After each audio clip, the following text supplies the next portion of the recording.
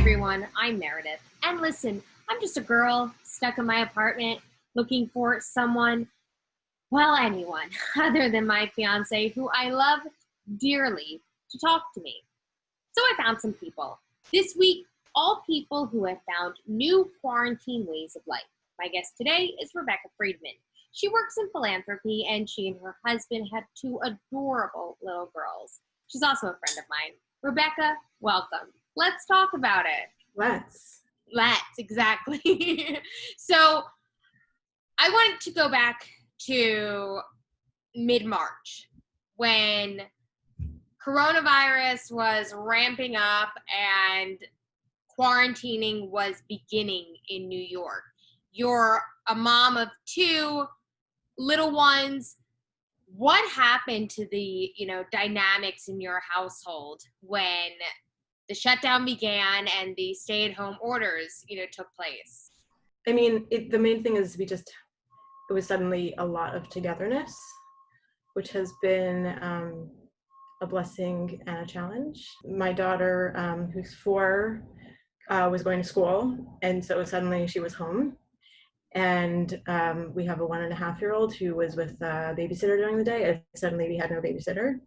So, and then my husband and I both work full-time, so it was just figuring out how to keep them occupied and also continue to be productive and keep our house, in some relative order, which for us is relative anyway. It's never perfect. How did you explain the drastically sudden shift to your 4-year-old? Like, you're not going to school tomorrow and you're not going to be going to school forever. Right. We don't know. Seemingly. School's over forever. Yeah.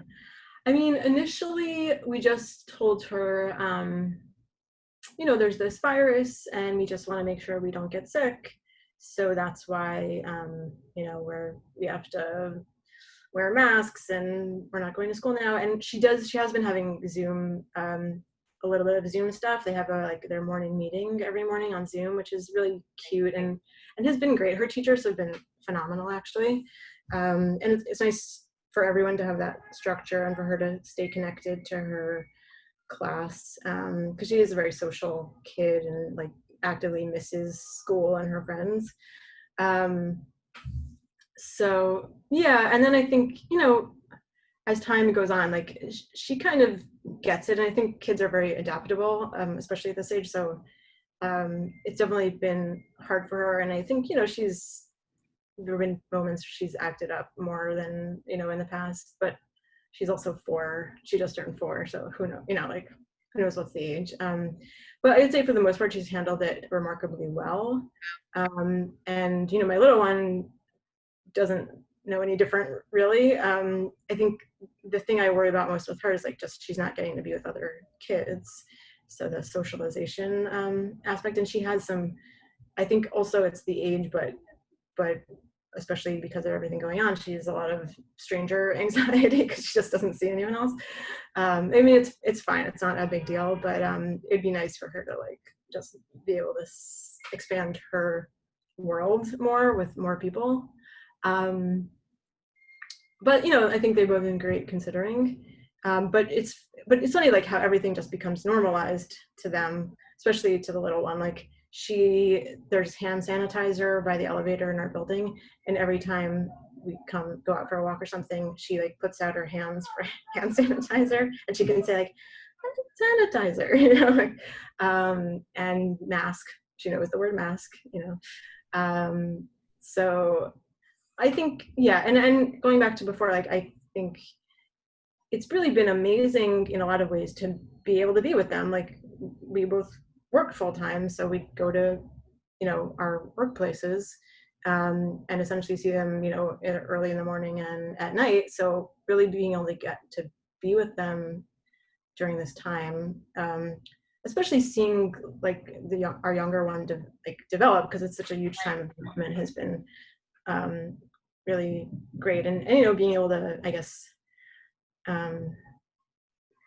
be parenting more is hard, but also rewarding. I am right now actually in my mother's apartment, which she lives in my building, but has been away this whole time. So I've co-opted her apartment as my office, her kitchen. And that's really the only way I can get anything done.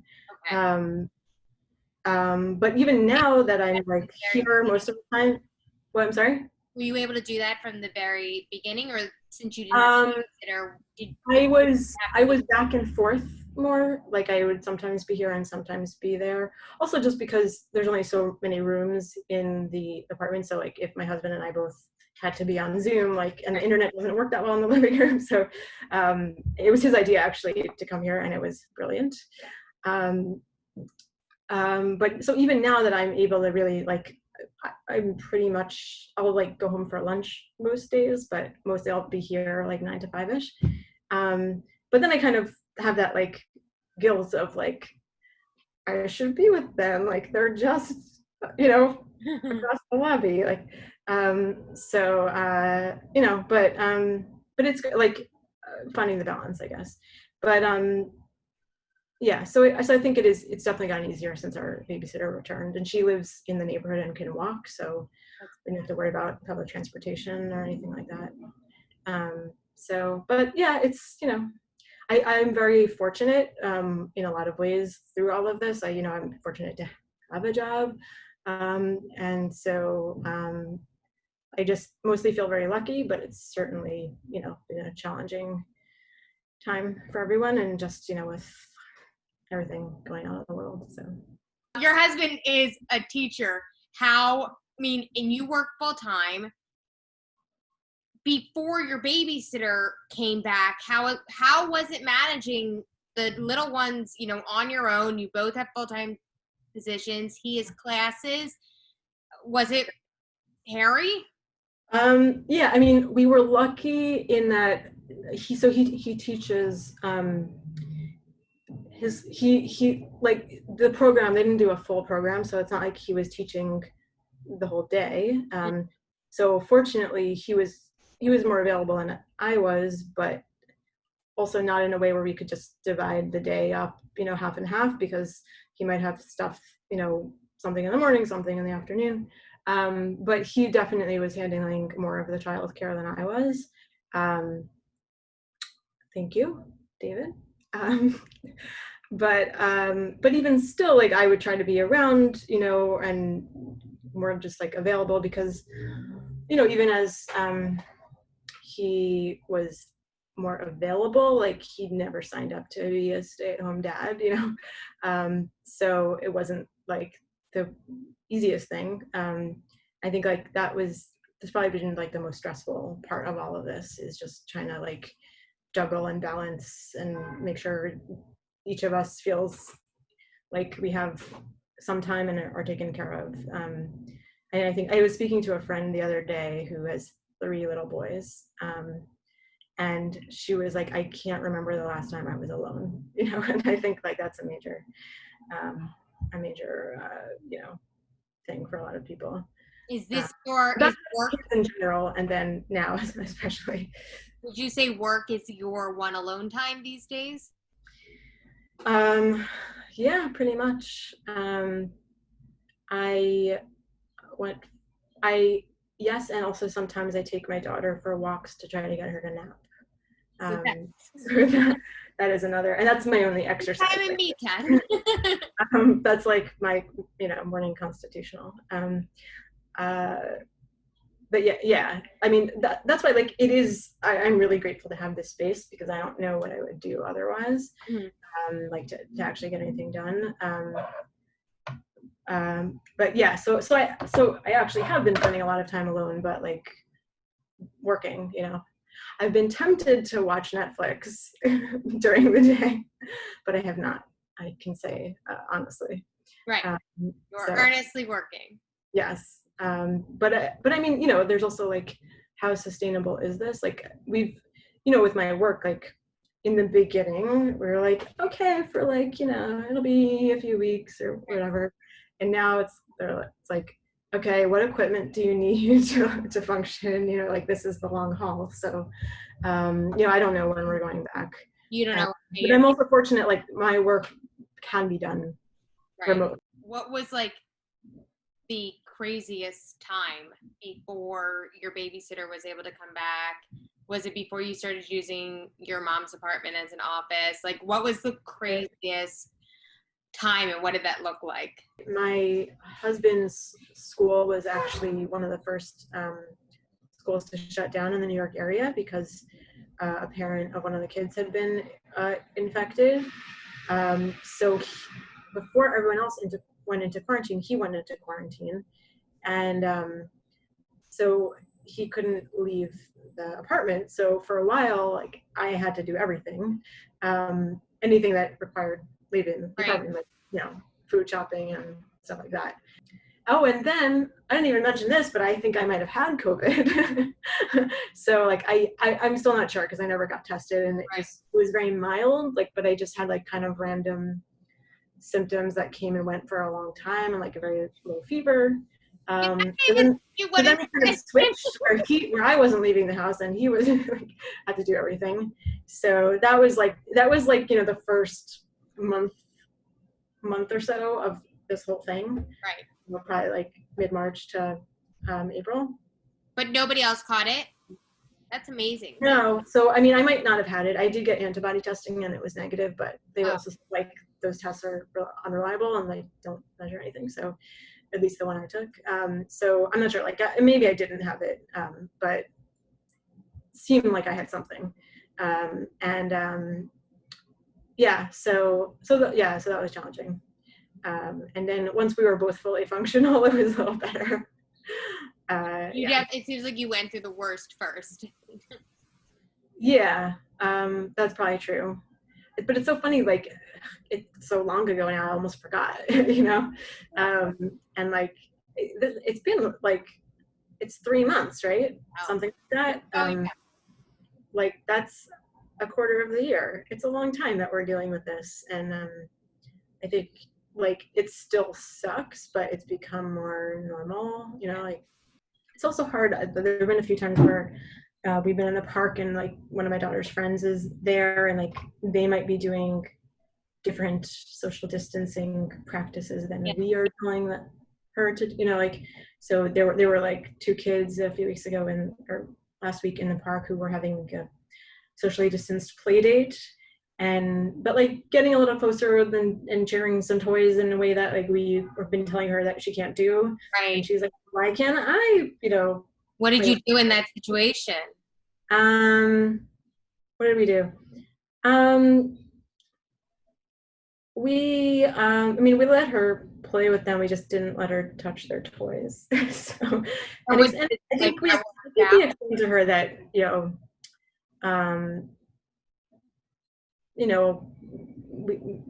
I think we tried to say something about like people might be doing different things, but this is like what we do. Right. And we also said we would try to arrange another play date another time, you know, with these kids. Did you find it like awkward with the other parents, or were a little bit? Yeah, a little. I was speaking with someone just earlier today who was in the suburbs and saying that there's a lot of like suburban shaming of people going on. And, like, we didn't want to be those people. Oh, I also think like my older daughter has been pretty great about wearing a mask, like to my surprise. We went on this car trip and, you know, you don't need to wear a mask in your own car, but she insisted on it because she didn't like the smell of the car. So that was funny. But you do you. But yeah, she's like, this is like normal. What? Crazy. What did you say? It's you do you. Right. Yeah, exactly. Who am I to tell you? What do you not want to change from all of this? I mean, I think just like the kind of spending quality time has been good. So trying to make sure we do, you know, more of that. I think also like we've probably been doing more like activities a little bit because you have to fill the time. So,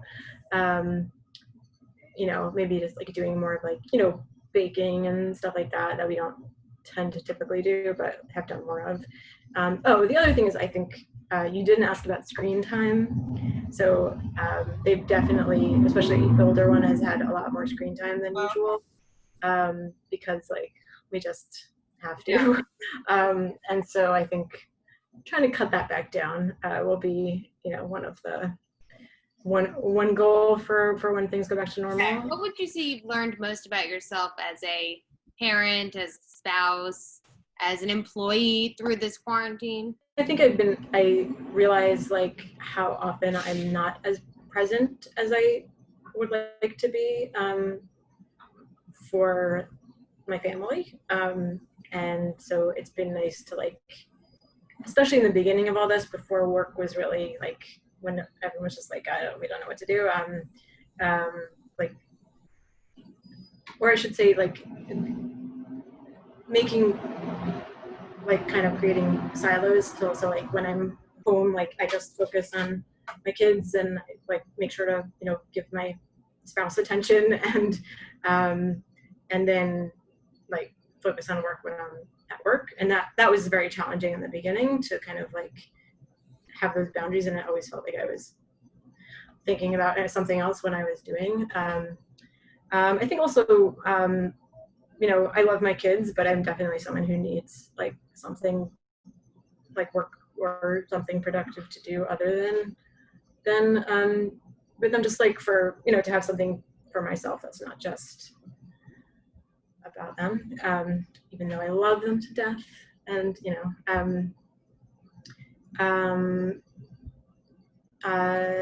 yeah, so I'm fortunate that I'm able to kind of do it all, as they say, but not you can have it all, but not all of the time. Yeah. Or you can, and you have to figure out how to manage that too. I've been asking people the sleep is the thing you can't always have. So that's. I've been asking people not what they're most excited to do really when the world opens back up, but what's the most exciting, what they're most looking forward to seeing like on their credit card statement. What are they? I will say one other thing I will say that especially in the beginning was very challenging was like having to provide meals for everyone 3 times a day, because we, like a lot of New Yorkers do a lot of ordering in, and initially we really were trying not to do that, just for safety or whatever. And then being home with the kids who need to eat at least more than 3 times a day usually, that was just like, I felt like in the beginning, like all I was doing was just making food. So that was another thing. And so I think cooking dinner more is something that I would like to continue doing after this time. Right. That said, like giving ourselves permission to order in sometimes has been a big help. And what am I looking forward to seeing on my credit card statement? That's a very consumerist question. It's like, hey, flight tickets. Is that the word? Yeah. Air travel is the word. That is what I am most probably looking forward to seeing on my credit card statement that I am not currently seeing on my credit card. Where do you want to go? Or is it just anywhere out here? Yeah, just anywhere. Just being able to go. I had some travel for work scheduled, so like, I mean, and there were actually like, I'd like those things to happen too, but like it would be nice to have a family vacation. I'm using air travel more as like a metaphor, it could be gas, whatever, but it'd be nice to go, just to be able to like go on a summer vacation, or winter vacation, whatever. My husband's family is probably where we would go is, my husband's family is in Chicago, so that is, I assume, where our first trip will be when we can go. I hope that's sooner rather than later. I hope so. From your mouth to God's ears. Amen. Well, thank you for chatting with me, Rebecca. You gave anytime. What? Anytime. Anytime. Well, you gave Andrew a bit of a What break. did you think I said? You gave Andrew a bit of a break because all I do is talk his ear off. So he's always giving me. Andrew? Yes, he's good. He's probably great right now because he's had some quiet time away from me. Yeah. So I appreciate you talking. And I know. I'm sure he's missing you. So. I'm sure. The whole half hour. Yes, he is longing, just longing. And we'll talk to you next time on Let's Talk About It.